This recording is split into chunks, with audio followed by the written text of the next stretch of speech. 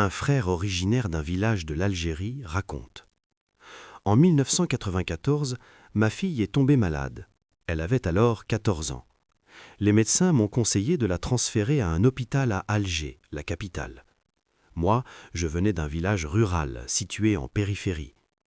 Une fois arrivé à l'hôpital, j'ai demandé où se trouvait le service concerné. On m'a indiqué qu'il était très loin. Je ne savais pas que l'hôpital était aussi immense. On pouvait même y circuler en voiture. Alors, comment un vieil homme comme moi pouvait-il s'y déplacer à pied? J'ai marché un peu, mais je n'ai trouvé personne pour m'aider. La fatigue de la vieillesse, celle du voyage, l'angoisse du besoin et surtout la maladie de ma fille, tout cela s'est accumulé en épreuves qui m'ont épuisé. Je me suis assis pour me reposer dans un endroit réservé au stationnement des voitures. De temps en temps, je laissais couler des larmes en cachette, loin de ma fille et des gens, afin qu'ils ne me voient pas pleurer. Alors que j'étais dans cet état, une voiture luxueuse s'est arrêtée près de moi. Un jeune homme en est descendu. Il était grand, d'une belle apparence, portant une blouse blanche, avec sa carte professionnelle suspendue sur la poitrine. Il s'est dirigé vers moi et m'a demandé ce dont j'avais besoin. Les sanglots m'ont étouffé, je n'ai pas pu parler. Il m'a alors dit « Mon oncle, as-tu des documents médicaux?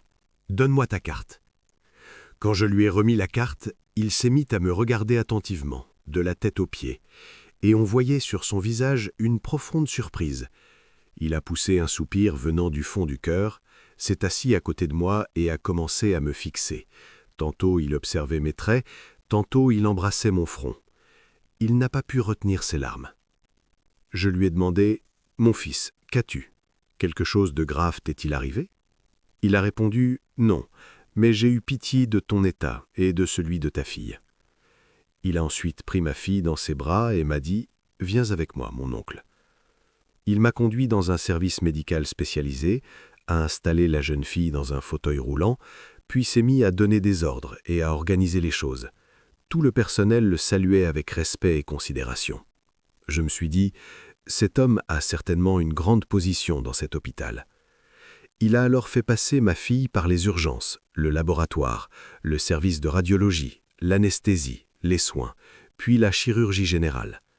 Vers 4 heures de l'après-midi, l'opération avait été réalisée avec succès. Ma fille avait repris connaissance. J'ai loué Allah abondamment, puis j'ai remercié ce jeune homme qui avait été pour moi un soutien, une aide, un secours, envoyé par Allah. Je lui ai dit « Par Allah, ton geste restera à jamais gravé dans mon cou comme une dette morale tant que je vivrai. » 3 jours plus tard, le médecin qui avait opéré ma fille m'a ordonné de quitter l'hôpital.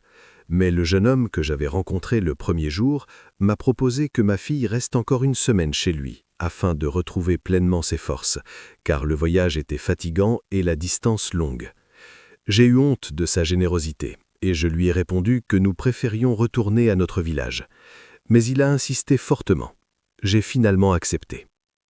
Je suis resté chez lui 7 nuits. Son épouse s'occupait de ma fille, et lui, ainsi que ses enfants, nous traitaient avec une grande bonté, douceur et respect. La 7e nuit, lorsqu'ils ont posé la nourriture sur la table, je me suis abstenu de manger. Je suis resté silencieux. Le jeune homme m'a dit « Mange, mon oncle, qu'est-ce qui t'arrive ?» J'ai répondu d'une voix forte, avec un ton ferme « Par Allah, je ne goûterai pas à votre nourriture tant que vous ne m'aurez pas dit qui vous êtes. Tu m'as servi pendant 1 semaine entière, et auparavant à l'hôpital, alors que je ne te connais pas. Tu me combles d'honneur comme si tu étais un proche. Je ne t'ai vu qu'une seule fois à l'hôpital. Qui es-tu, au nom d'Allah ?» Il a répondu « Mange, mon oncle, et après le dîner, je t'expliquerai. » J'ai insisté « Par Allah, je ne mangerai pas une seule bouchée tant que tu ne m'auras pas dit qui tu es. » Il a tenté d'éviter la réponse, mais devant mon insistance, il a baissé la tête puis a dit d'une voix faible « Mon oncle, si tu t'en souviens, je suis cet enfant à qui tu as donné 5 dinars en 1964 alors que j'étais assis derrière toi dans l'autobus. Je suis un tel, fils d'un tel. » Je lui ai répondu « Ah, oui, je me souviens, tu es le fils d'un tel, qu'Allah lui fasse miséricorde, de notre village.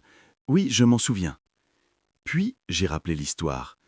Ce jour-là, j'étais dans un bus en direction d'une ville voisine. 2 garçons d'environ 15 ans étaient assis derrière moi. J'ai entendu l'un dire à l'autre Cette année, le ciel a été avare, l'automne s'achève, la terre ne donne rien. Mon père est un pauvre paysan, il ne peut pas payer mes études. Je suis donc obligé d'arrêter l'école cette année. En entendant ces paroles, exprimées avec une maturité que seuls les adultes ont, j'ai été profondément touché. La terre m'est devenue étroite, malgré son immensité. Sur le champ, j'ai sorti 5 dinars de ma poche et je les ai donnés au garçon. À l'époque, c'était une somme importante, suffisante pour acheter toutes ses fournitures scolaires. Mais il a refusé de les prendre. Je lui dis « Pourquoi, mon fils ?» Il a répondu « Peut-être que mon père pensera que je les ai volés. » Je lui ai dit « Dis-lui qu'un tel te les a donnés pour acheter tes fournitures. Ton père me connaît très bien. » Le visage de l'enfant s'est illuminé, il a pris les 5 dinars et a souri de joie. Puis, j'ai oublié totalement cet incident. Le jeune homme m'a alors dit « Mon oncle, je suis cet enfant. Sans Allah, puis sans ces 5 dinars modestes, je ne serais jamais devenu aujourd'hui professeur dans le plus grand hôpital d'Algérie. Nous nous sommes quittés en 1964 et nous nous retrouvons en 1994, exactement 30 ans plus tard. Allah m'a élevé à de hautes fonctions et il m'a permis aujourd'hui de te rendre une partie de ce que tu as fait pour moi. Ces 5 dinars ont fait de moi un professeur de médecine. Par Allah, si quelqu'un m'offrait les trésors du monde, je ne serais pas aussi heureux que je l'ai été ce jour-là quand tu m'as donné ces modestes dinars. Tes bienfaits envers moi sont immenses. Peu importe ce que je ferai, je ne pourrai jamais te rendre ton geste. Je demande à Allah de te récompenser ici-bas et dans l'au-delà. Car chacun sera récompensé selon ce qu'il a offert un jour. Les actes de bien protègent contre les mauvaises fins. Plante le bien, même s'il se n'est pas à sa place. Le bien ne se perd jamais, où qu'il soit semé. Et même si le temps passe, celui qui a semé le bien est le seul à en récolter les fruits.